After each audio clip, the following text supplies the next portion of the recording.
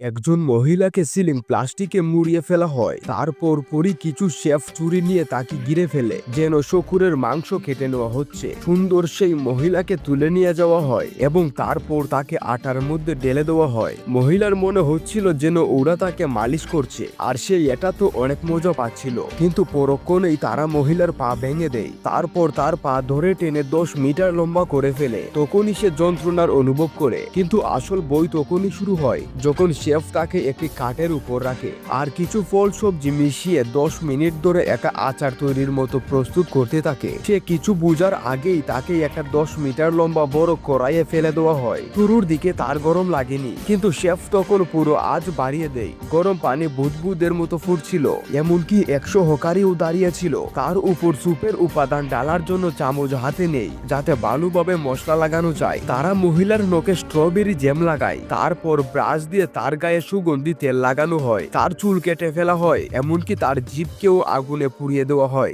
এইভাবে এক বিশেষ সুস্বাদু খাবার প্রস্তুত হয়। যখন তাকে খাওয়ার জন্য টেবিলে তোলা হয়, তখন অনেক মানুষ সেটি দেখতে চলে আসে।